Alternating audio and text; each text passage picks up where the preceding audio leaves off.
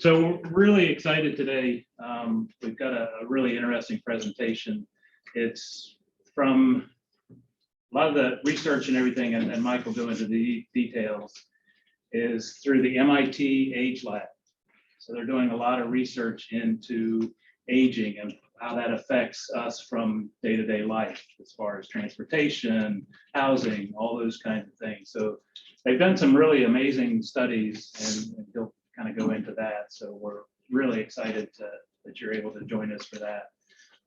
Mike's kind of getting close to 30 years, if you'll allow me to share that, with Hartford in many leadership roles.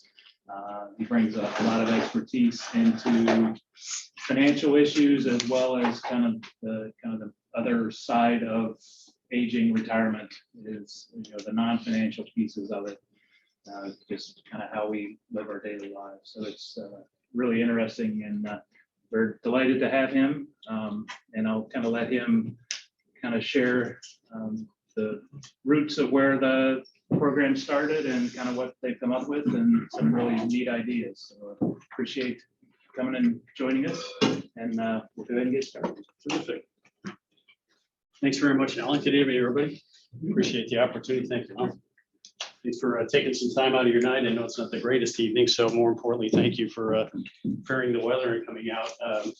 Tammy and Kim, thank you. I mentioned we did a lunch event as well, and we mentioned, honestly, I've been with Hartford for 30 years, and I haven't really participated in a meeting that's been just buttoned up. So I truly appreciate the organization and the communication. These folks did a phenomenal job. So really do appreciate that and appreciate the opportunity. Again, thank you for taking the time tonight. So Mike Lynch with Hartford Funds, been there close to 30 years. Used to travel the country. I've been grounded like many of us the last couple of years, but used to travel the country doing events like this. This is actually my third event this year in person. I did a lunch meeting, which was our second event this year, and I did a meeting about a month ago, and I realized as I was doing the presentation, I mentioned, and I'm not sure why I mentioned this, but I said, it's kind of odd to do a presentation with pants on. I immediately realized how weird that sounded, so I keep my pants on. But I think many of us have been victims and probably guilty of the Zoom calls and those types of events where it's suiting up from the waist up and then a nice pair of shorts on the way down. So we'll try and keep the suit on. But as Ellen mentioned, we at Hartford Funds have a unique relationship with an area called MIT's Age Lab. So it's literally MIT, Massachusetts Institute of Technology. Within the engineering department is an area called the Age Lab. And it's run by a gentleman named Dr. Joe Coughlin. Dr. Joe's head of engineering. His passion, though, is really about longevity and aging. So in addition to his engineering goal and the work that he does, he really studies aging from all different disciplines. So he hires a number of people. He's got quite a few folks on staff, and really looking at all different aspects of aging, whether it's transportation, housing, healthcare, whatever the case may be, whatever the topic. Dr. Joe and his team are on top of it, and they're doing the research. A couple of examples there. You see folks leaning on that Volkswagen Beetle. They actually call that Miss Daisy. They fondly call the car Miss Daisy. It's actually a simulator housed up at MIT's campus. And what they do is have individuals come in and drive the simulator. And as you're driving the simulator, they throw distractions at you. It might be a cell phone ringing. It may be something that pulls on your steering wheel, or maybe something falls on the floor. And their goal is to try and see how we respond. So some of the technology we see in cars today is a direct result of some of the work Dr. Joe and the team have done. Maybe backup cameras, blind spot monitoring. Maybe we can make the argument it's almost too safe nowadays with technology. But really their goal is to try and make that experience as safe as possible. Secondly, you see the people kind of leaning on the car. A little tough to see. It looks like they've got overalls or a raincoat on. It's actually a highly sophisticated age suit. It's called Agnes. It's an age gain now empathy system. And the idea behind this suit is to put it on someone regardless of age, have their engineers come in behind the scenes and fine tune that suit to mirror somebody they think is maybe 60, 70, 80 plus years of age. To really be able to understand firsthand the fatigue, the friction, the frustration when it occurs, we get a little bit older. So starting kind of from the toes, they look like they have Crocs on. They're kind of uneven Crocs that are weighted. So they purposely want us to kind of stay off balance. They put weights around our ankles. They have yellow restriction bands that limits our movement, whether I want to admit it or not. At 58, I can't raise my arms as high as I used to, right? So it kind of magnifies that. They have a neck brace that limits our head movement, so it restricts our head. And then they actually have goggles that they put on that they think can severe glaucoma. Well, they have people go out and put these suits on and actually go day-to-day types of activities, right? You can imagine a long list of people that want to kind of incur this or want to try this on. But the great part is they really can understand firsthand what it's like trying to do day-to-day types of activities. One of the very first projects that folks took them up on the suits was CVS. We know CVS Pharmacy, now CVS Health. Well, CVS is doing a lot of research, and they understand today their average client is a 55-year-old female. In the not too distant future, maybe 60, 62. So what's that experience like? How could they make that a little bit easier to go in and to leave and get the items that you need? So instead of having a couple interns or students put the suits on, they actually had the CEO and the CFO suit up on these things and then go in and actually purchase items. It's the funniest video ever. Because if you bend over too quickly in the suit, it sends a shooting pain up your back. I tell you, the CFO only did that one time and he forgot about it. So they had a list of items they had to buy. Now, many of the heavier items in the Harris Teeter or CVS, they were on the lower parts of the shelves, right? So again, he only did that one time. He forgot the rest of the things on the list. Some of the items a little bit middle height, but they're probably a little bit smaller. Sometimes many of the stores, the shelf height, you know, in some of the Costco's and others, you can't even reach them. Can't even climb up there and reach them, right? So the idea behind it is they're taking this research back. And what they've done, if you haven't seen this in your local CVS yet, nationwide, they're lowering the shelf height, they're widening the aisleways, and they're making eyelets as opposed to eyelets. Now, I'd argue it's never been that difficult to navigate a CVS anyways, right? Has anybody here ever been lost in the back of Home Depot? You gotta wait for the rescue dog to come get you, right? You come out sweating, you pretend to your spouse that you meant to spend 4 hours in the plumbing section. That's not that difficult for CVS, right? But what if we're a little bit older and we just want to get in and get out? Or we need, you know, we have a walker, we have some type of assistance, so we want to be able to get in and go out. So they're really looking at this. We work with them more on the financial services side, taking the research, taking some of the information that Dr. Joe and the team have developed, and really trying to translate that into what do we see about retirement? How can we prepare better for retirement? And Alan and the team here do a phenomenal job helping you with the quantity of life in retirement. The challenge, you know, sometimes with retirement, we're firm believers there's two sides, the quality side and the quantity side. The quantity side, there's great tools and resources and people that can help us predict. We want to make sure we're staying on track. Maybe we have to contribute a little bit more, diversify, maybe minimize our tax liability. But where's that calculated from the quality of life side? How can we predict our quality of life? So Dr. Joe put together this presentation, and it's an exercise to kind of go through. And I think as we, you know, begin to talk about it, it's okay if we don't know all the answers, and you know, there's going to be moving parts and life gets in the way.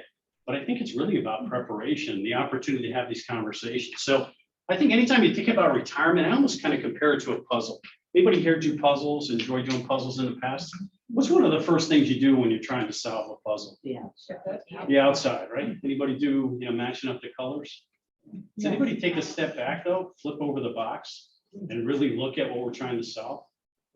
I know I'm guilty of it quite often too. I'm not an instruction guy by any means. I remember when my first son was born, both my kids, my son was born, my father-in-law was nice enough to buy us a crib, but he was also cheap enough that he didn't have somebody put the crib together. So he sent it to me, this big box. I'm thinking, this is great. I got to lug this thing upstairs. And again, I'm guilty of not really looking at the box, not really looking at the instructions. I was firmly convinced and tried to convince my wife for years that it's okay to have the crib kind of at an angle. And if it doesn't go all the way down in the front, you know, it's not the end of the world, right? I think it's important for us to really understand what your puzzle box looks like. You know, everybody in the room is going to have a different vision of what retirement looks like. For some, you may push back and say, forget about retirement, stop saying it.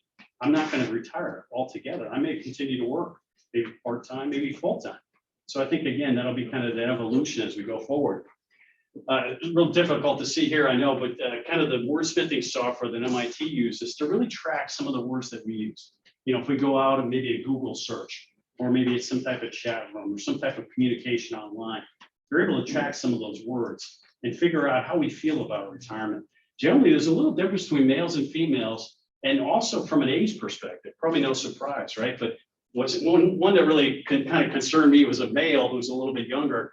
When they asked him about retirement, he thought of death. I'm not sure why that's a word that comes to mind. So we'll probably forget about that one, right? We'll stay on the focus on the happy ones, relaxation, maybe travel, hobbies, grandkids, whatever the case may be. So it's interesting to see as we kind of progress and get closer to retirement, our view of retirement probably changes. And maybe the words that we use to describe that next phase probably change as well. So we want to talk a little bit today, kind of that personal agenda, if you will. We all have a different personal agenda, but really thinking about our agenda, what's important to us. We'll kind of go through these three questions. We feel if you can answer the three questions, or at least begin to have the conversation, it's going to put you in a good position to kind of predict your quality of life for retirement. And then last but not least, is kind of think about it from an investing perspective. But gosh, the volume of things that we've got going on nowadays, right? Yeah, I had someone say to me, gosh, those are some of the bubbles when I get done with work. Years ago, when we used to drive home from work, right, as opposed to walking out of our living room or den. We used to, shut the door, and then all of a sudden a bubble would pop up. What am I going to get for dinner? How am I going to take dad, as a caregiver? What am I thinking about from maybe a civic engagement, life planning, education, gosh, these are probably just a few of the bubbles that we have going on in our mind. So I think unlike prior generations, we probably have a lot more going on. The velocity, the speed with which this information gets to us nowadays, it's great that we have communication devices at our fingertips, right? But it's also very difficult. It's probably bad in a way. Anybody old enough here to remember when breaking news used to be breaking news? It used to be, whoa, we got to stop and listen to this, right? Instead of just the next segment to introduce the new segment or something. And I can remember a time when if you didn't hear about something on the 6 o'clock news, you really didn't read about it or get informed about it until the next morning. It was a newspaper or television, where now it's instantaneous. Not that that's bad. I think it's been very helpful, but it's also been something, sometimes it's a little overwhelming and we tend to pull our hair out of our heads sometimes. And then the complexity. And I think when you think about prior generations, entering retirement, quite honestly, many folks didn't spend a heck of a lot of time in retirement. So, and many actually went in a little better prepared. For years, we had this kind of fundamental idea of retirement, which was the three-legged stool of retirement. You may have actually heard the term over the years, but people would prepare and enter retirement, and they had three legs to a stool. They had Social Security, their personal savings, and a pension. So for many folks, they're actually in very good shape entering retirement. Well, pensions are a foreign term nowadays, right? They've kind of all but gone away. Social Security is a little wobbly, no pun intended, but a little wobbly right now. So I think for all of us, it's really about focusing on our own investments, making sure we can do everything we can to have a successful retirement. So that complexity, sometimes that information overload. So I think it's great that you have someone to talk to and kind of unload and kind of discuss really what's important to you. I also want to, think about life expectancy. I think this generation is boomers, and as a boomer myself, I think we overestimate a lot of things, but for some reason, we still underestimate our life expectancy. We still compare our life expectancy to our parents and grandparents, where it's really ours and future generations. I was just telling my daughter the other day, my daughter's been in the business for a different firm. I said, one of the favorite pictures I have on my desk is a black and white photo of my mom and dad getting married and both sets of grandparents on either side. It's a terrific photo. Now, I'm probably going to go straight down by saying this as opposed to going up to heaven, but I hate to say it, but my grandparents look like they're in their 80s, if not 90s. They were in their 50s during that photo. And again, not to, no, I shouldn't even drive home to that. Right? My grandfather's going to get me or something. Life expectancy is a whole different thing nowadays.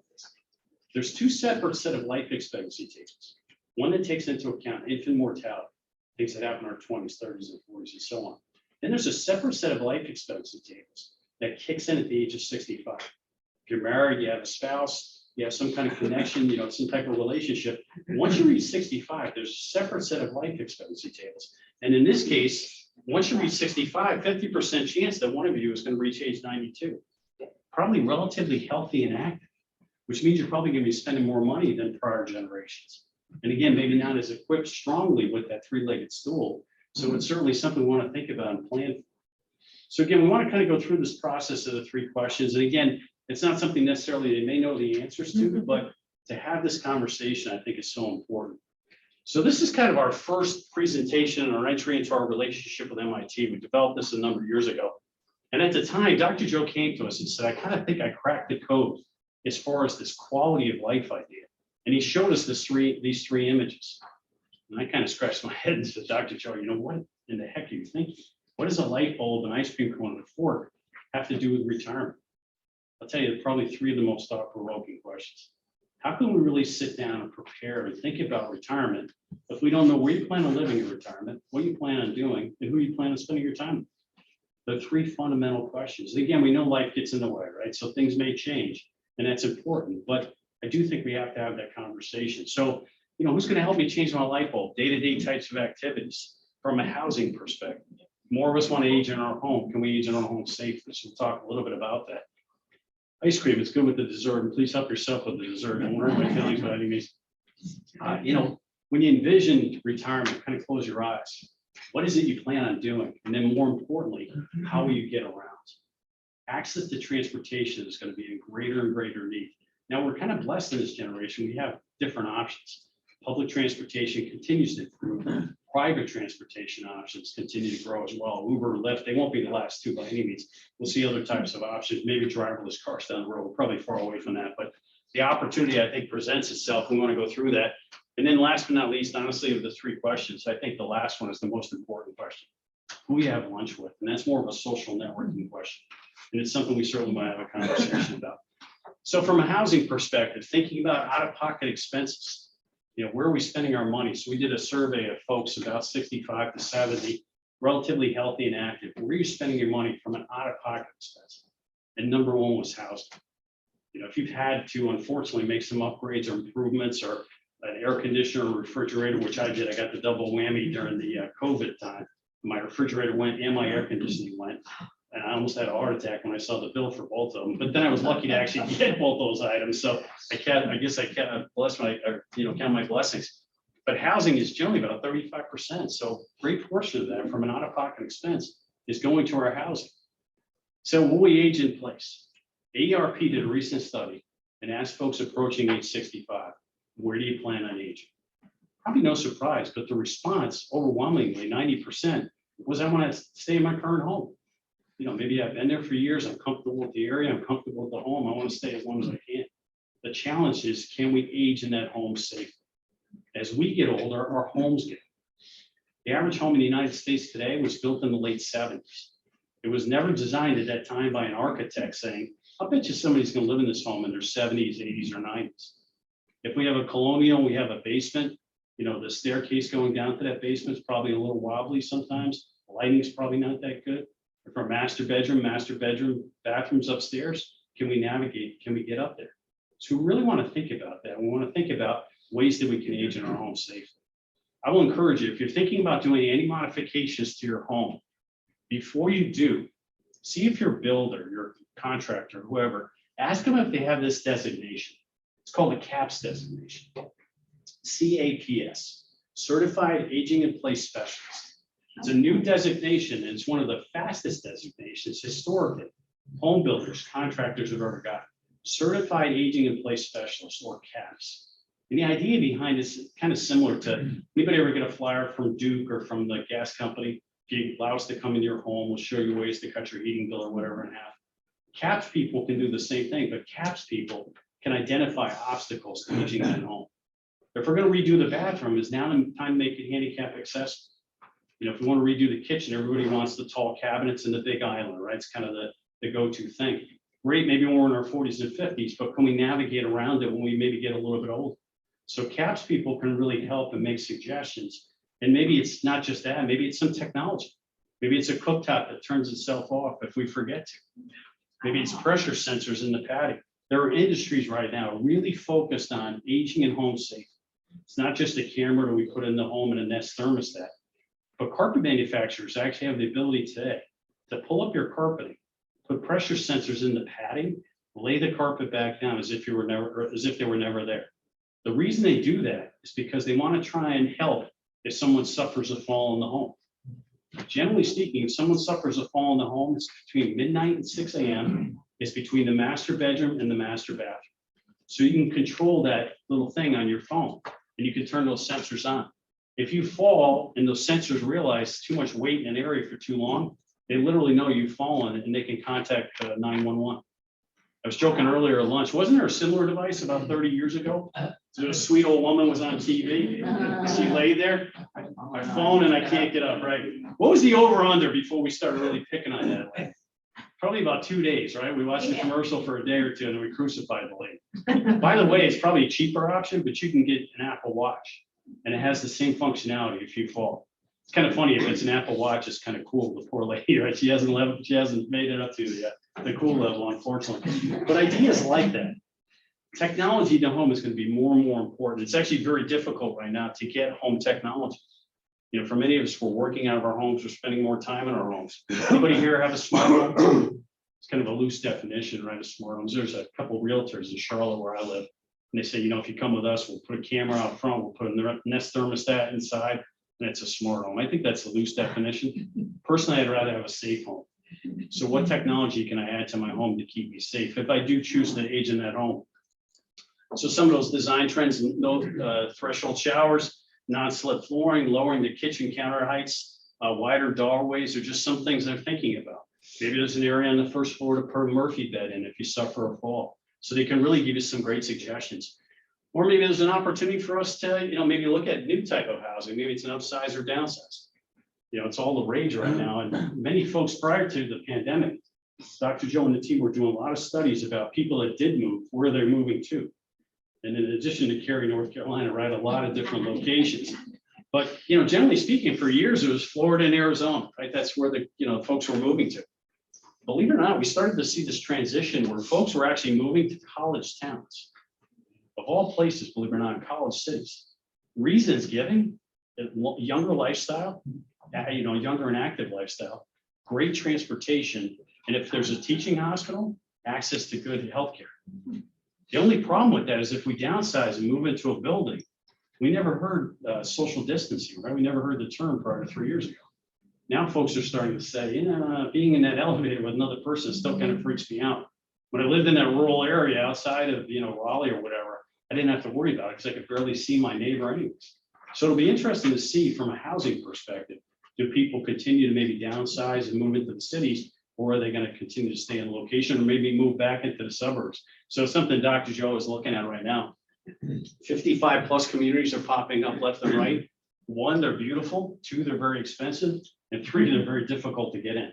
So I don't want to be the bearer of bad news, even though I am the bearer of bad news, right, with those 3 options. But it's something we want to think about because the opportunity is there.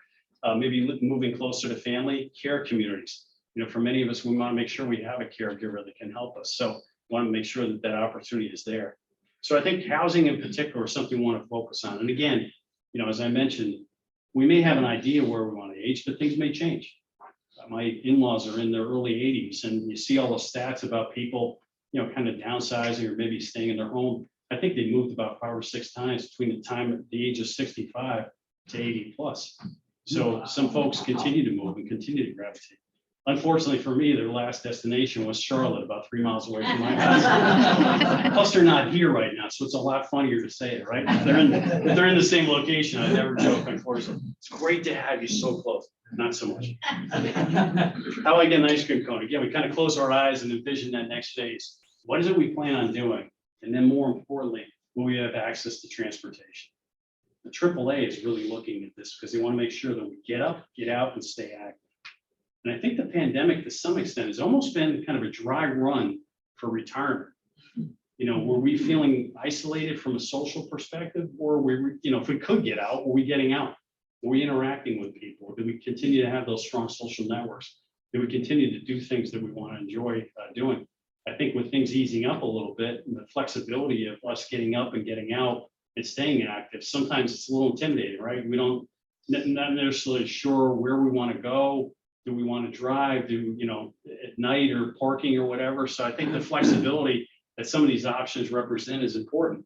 I do think it's great exercise to kind of go through and talk down your financial professional and really kind of cover some of these topics, you know, from a education standpoint, maybe just remind them as an ECU, as an NC State, just, I think it's an opportunity to kind of go through and talk about just from an education standpoint, you know, what you enjoy doing, where do you plan on going, what do you enjoy doing?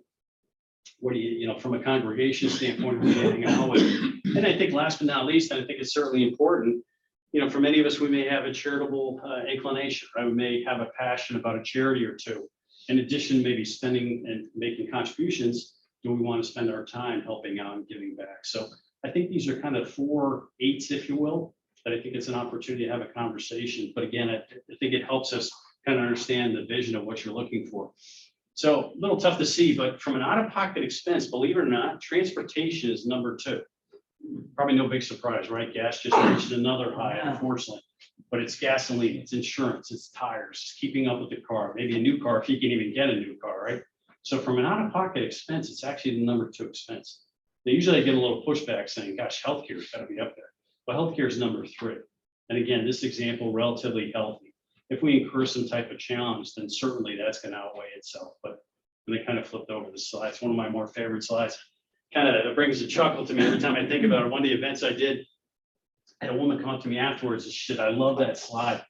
She said, my dad is in a retirement community. Unfortunately, her mom had passed a few years ago. She said, by the way, he's kind of the Brad Pitt of his retirement. I'm like, wow, that's a big statement, right? Instead of just letting it go, I said, all right, put up or shut up. I'm like, let me see a photo of this handsome devil. Great looking guy, sweet older guy, but no offense. I was a little closer to Brad Pitt than he was. And I'm thinking, what is she talking about? She said, no, you don't understand. He's the Brad Pitt of the community because 1, he still drives, and 2, he can drive at night. She said apparently around there it's rock star status if you can believe that. So God bless him with the hat. I said earlier, I think the only problem is I don't know if he knows he's going backwards or not in this photo. As long as he's not following me on the highway, I'm thrilled with him. I want to make sure. Yeah, that's beautiful, isn't it? Yes, it is. So we want to make sure we continue to have access to transportation. If you haven't taken an Uber or a Lyft and you're comfortable with it down the road, you know, that flexibility that it represents. Public transportation is continuing to improve. Those suits were actually used by Dr. Joe and the team in Boston, because Boston, like many cities, is going through a transition where people are moving back to the cities. But in Boston, they're also bringing their cars with them because they haven't taken public transportation in years. Boston, Raleigh, Charlotte, this is the last thing you need, right, is additional drivers. The problem is they haven't taken a bus or a subway in years. So what's that experience like? So they actually had them suit up and go take a subway, take a bus. Could you imagine being on a bus and you look over and somebody's got the suit on, right? But it was really valuable because what they found is most of the subway stops, 1, no big surprise, but you have to walk down to a subway. The handrail in many of the stops was a foreign term. I don't think they ever even heard of the handrail going down there. Once you're down there, very dark, the speaker, you can't hear the person and you can't read the maps. So they're trying to make improvements nationwide, and in Boston in particular, the T, or the Transportation Authority, it's a big initiative for them. And we'll see that with more cities. So I think the good news is if we want to, public transportation will be there. And then, you know, just making sure we stay active and continue to do things. From a technology standpoint, I think the fact that we've got some of these options, some of these items right on our phones, you know, right at our fingertips, I think puts us in a good position. So if it's an opportunity you're comfortable, maybe adding an app or 2 that make your life a little bit easier, I think we'll continue to see. If Dr. Joe is a believer that we're going to live longer, the way we live better is through the use of technology. But again, to the extent that you're comfortable and it's something you want to add. And as I mentioned, last but not least, I think it's the most important question. This really gets down to a social networking question. Who are you going to interact with? Who are you going to spend your time with?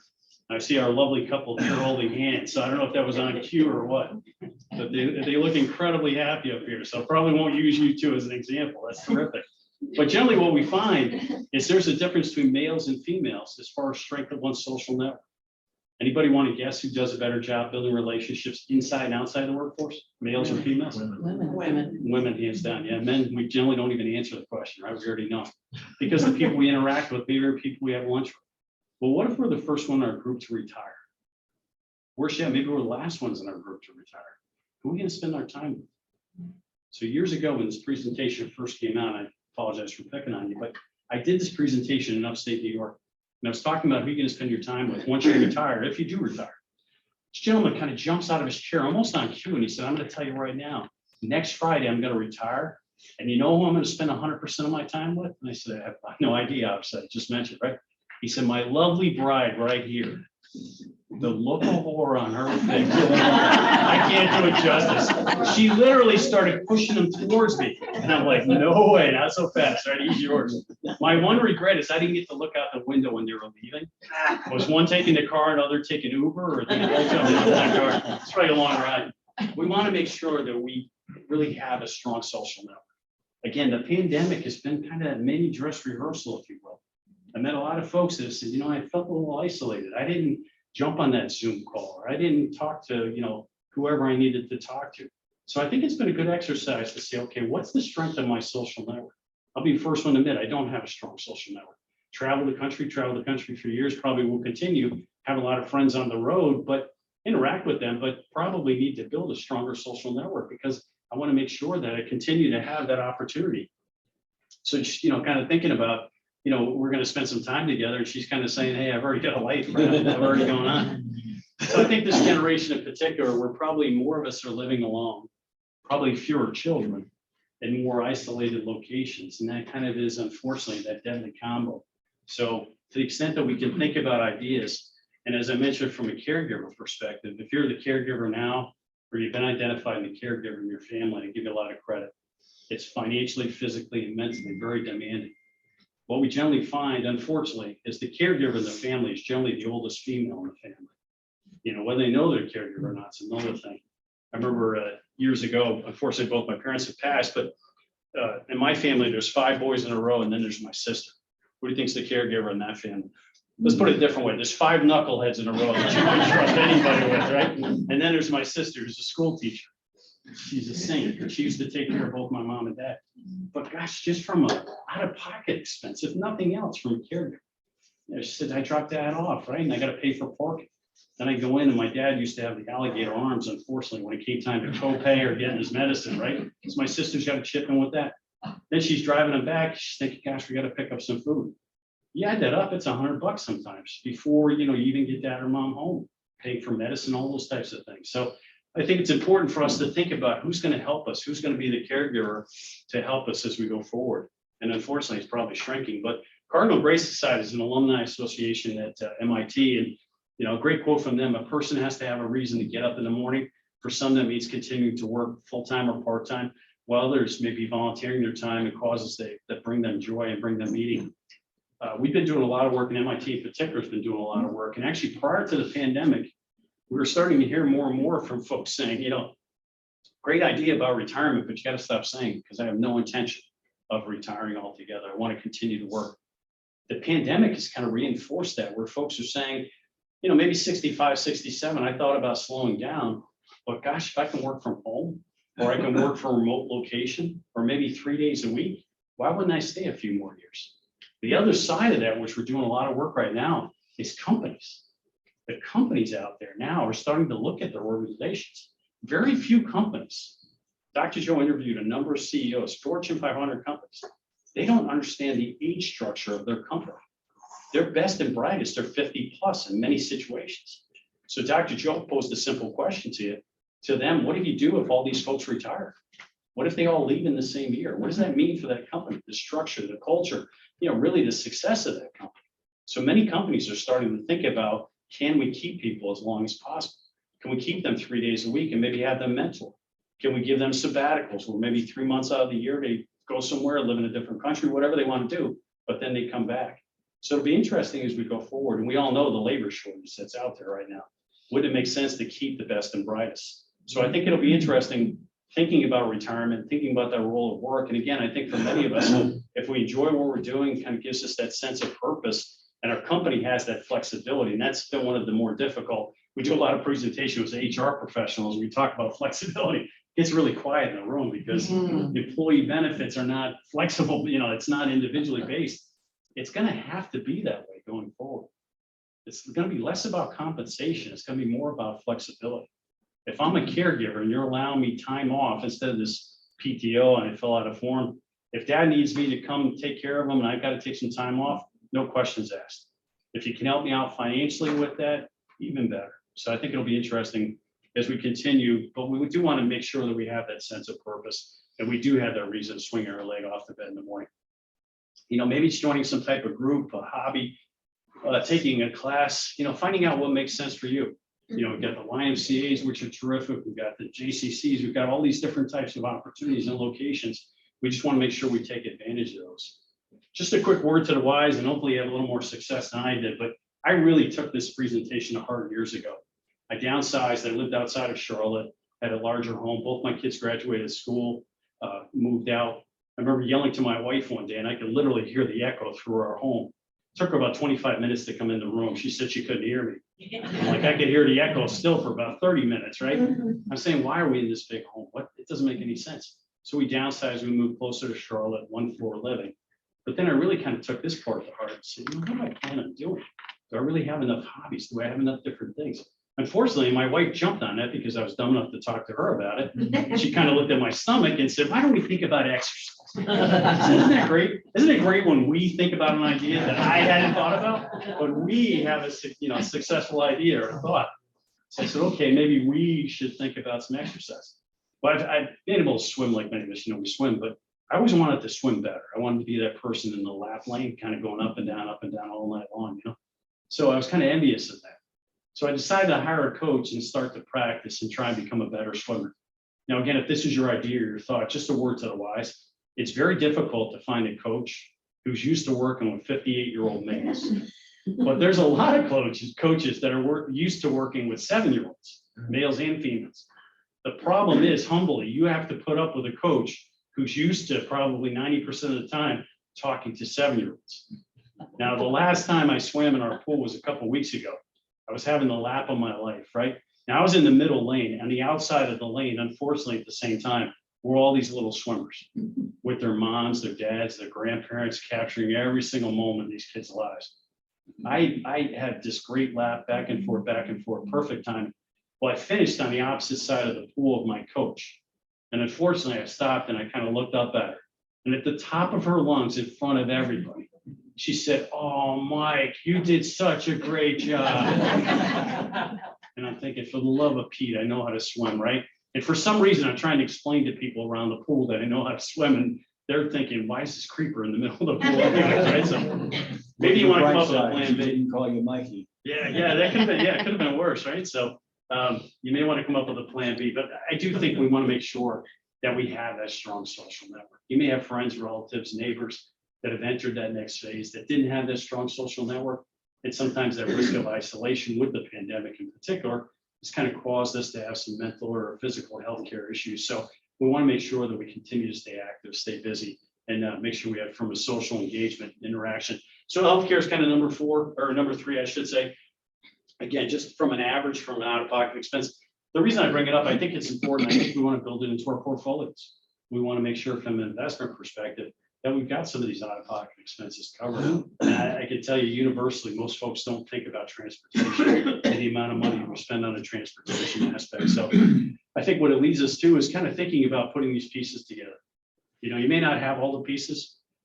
We may have to change these pieces, or we may have to interact and kind of modify some of these pieces. Maybe you have, a grandchild born, maybe something from a life perspective gets in the way. We want to make sure we make some changes. So we want to think about that and have that flexibility, but we do want to kind of try and complete that as much as possible. And I think if we can get the quality side and the quantity side right, we're going to be in good shape. You've got a great team here, and you've got the opportunity from that quantity side.